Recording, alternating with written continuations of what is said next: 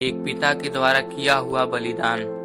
पिता वो है जो आपको गिरने से पहले थाम लेता है, लेकिन आपको ऊपर उठाने की बजाय आपके कपड़ों से मिट्टी हटाता है और आपको फिर से कोशिश करने के लिए कहता है।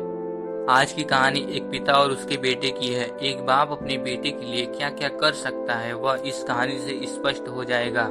एक बार एक बेटा अपने पिता से लड़ाई करके गुस्से में घर से बड़बड़ाता हुआ निकला और बस स्टैंड की तरफ जाने लगा। वह मन ही मन में बोल रहा था कि पता नहीं कितने पैसे छुपा के रखे हैं, लेकिन मेरे लिए एक बाइक नहीं ले सकते।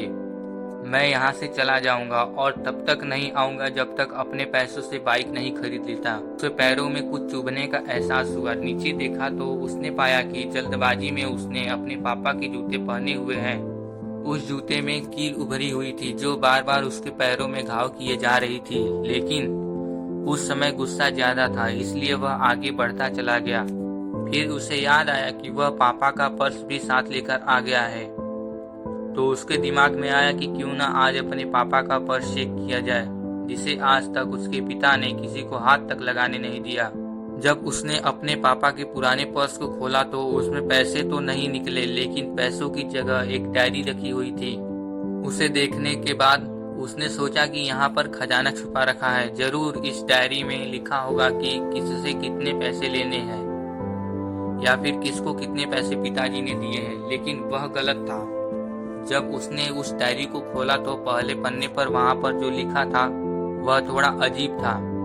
डायरी के पहले पन्ने पर जो लिखा था उसे पढ़ने के बाद उसके चेहरे पर जो हाव भाव थे वह गायब हो चुके थे, क्योंकि डायरी में वैसा कुछ नहीं लिखा था जिसकी उसने उम्मीद की थी या फिर वो जो भी सोच रहा था।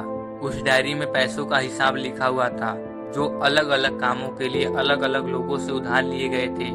उस सूची में कंप्यूटर के लिए पैसे लिए हुए थे, जो कि इस प्रकार लिखा हुआ था 50,000 बेटे के कंप्यूटर के लिए। वो वही कंप्यूटर था जिसे वह आज तक इस्तेमाल करता आ रहा है, लेकिन उस बेटे को ये नहीं पता था कि उस कंप्यूटर को खरीदने के लिए पैसे कहाँ से आए थे।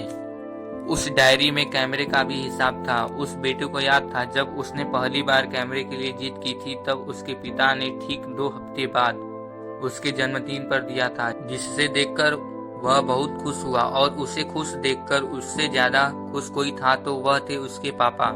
अब उसके बेटे से गुस्सा एकदम गायब हो गया था। जब उसके बेटे ने दूसरा पन्ना पलटा तो उसमें कुछ इच्छा लिखी हुई थी। पहली इच्छा जो थी वह थी अच्छे जूते पहनना। ये बात उसके बेटे को कुछ समझ नहीं आई। तभी उसके पैर सड़क पर एक गड्ढे में जा पड़ा जिसमें पानी भरा था, जिससे बेटे के पैर गीले हो गए। उसने जूते को पलट कर देखा तो उसने देखा कि जूता जो है नीचे से फटा हुआ था। ये देखकर उसे डायरी में लिखी हुई बात समझ में आ गई।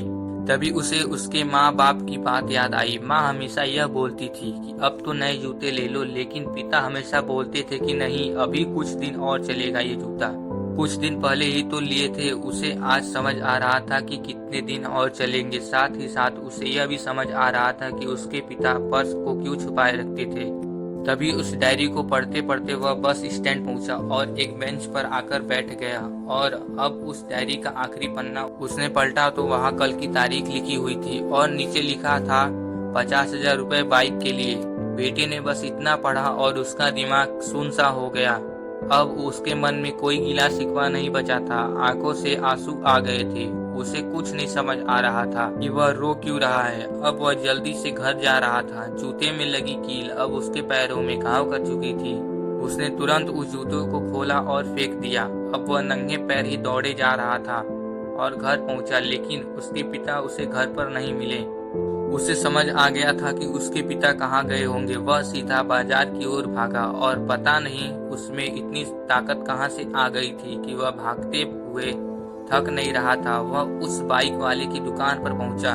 उसके पिता वहीं थे। उसने अपने पिता को दौड़कर गले लगा लिया। उसकी आंखों से आंसू रुकने का नाम नहीं ले रहे थे।